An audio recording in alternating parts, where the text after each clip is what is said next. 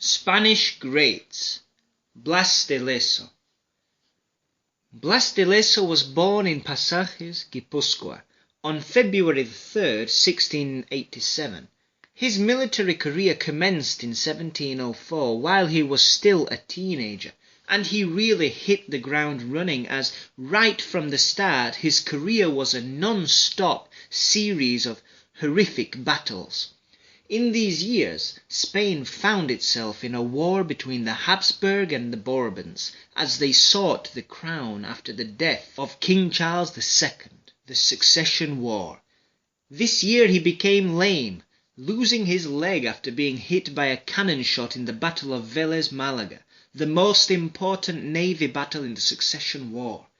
His leg had to be amputated at the knee. Later he lost his eye in the same war, this time at the fortress of St. Catherine of Toulon, while he fought against the troops of Prince Eugene of Savoy. In 1710, however, he gained considerable prestige as he commanded a Spanish frigate that captured a much larger British warship, an incredible feat at the time. He actually came out of that particular mission unscathed. 3 years later, though, he got back to old ways, as he participated in several battles and bombings of Barcelona, and he lost his arm after taking a musket shot. This violent disarmament, if you excuse the pun, didn't stop him, and he went on to destroy the enemy fleet by lighting some of his own ships on fire and letting them go into the middle of the enemy formation, torching the entire Navy army. While he kind of stole that maneuver from the great Sir Francis Drake, who had used it to great effect against the Spanish Armada some 125 years earlier at the Battle of Gravelines. After the Succession War, he became part of a Spanish-French squadron under the command of Bartolome of Urdaci, with the task of putting an end to pirate presence in the South Seas, Peru. This was another impressive success for Blas, as he recovered over 3 million pesos worth of gold from the Dutch and English vessels. The biggest challenge of Blas de Lezo, at this time a 39-year-old veteran, was when he had to defend Cartagena of India from the British Navy, who were desperate to conquer the territory.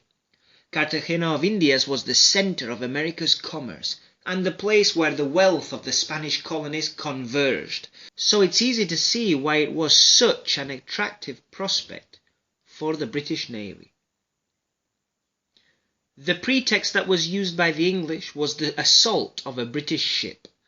Preparations for war began, and the English army had a huge budget, helping Britain get together one of the most formidable fleets ever seen in history.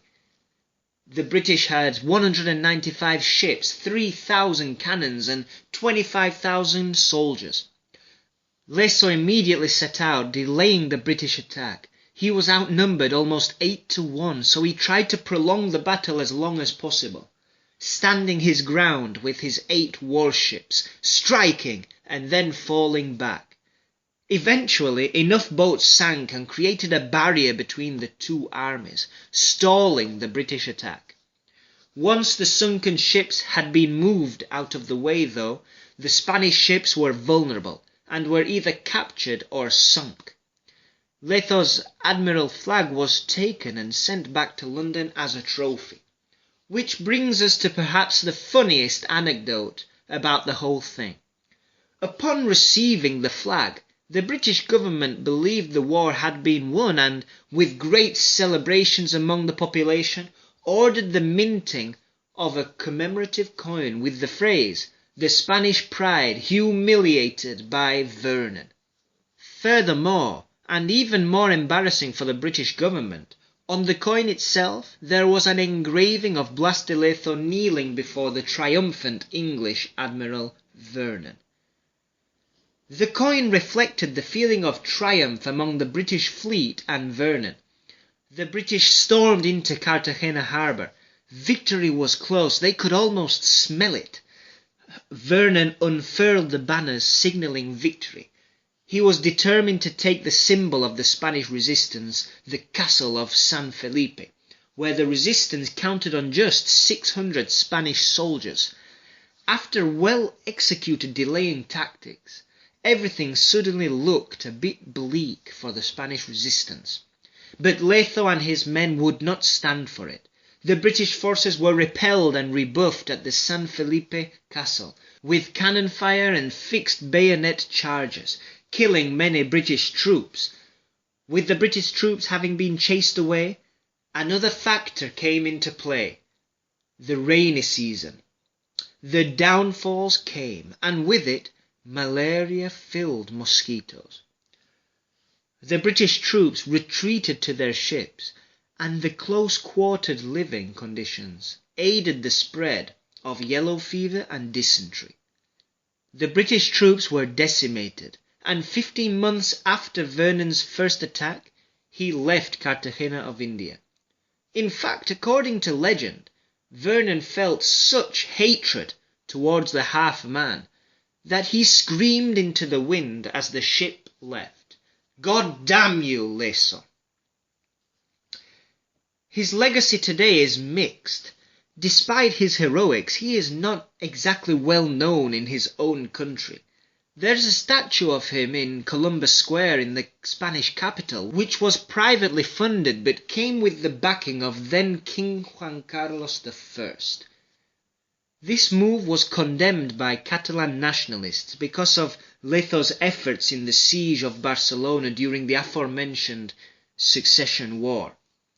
Blas, not willing to undergo another amputation, died only 4 months after Vernon's withdrawal, from infection. Blas de Lezo, a half-man who literally put everything on the line in giving one of the worst defeats ever to the British Navy. Let's put this into perspective here. He actually defeated the British at sea, which, as we all know, was no walk in the park. He's remembered in Colombia with a statue and also a saying, "Thanks to him, we don't speak English."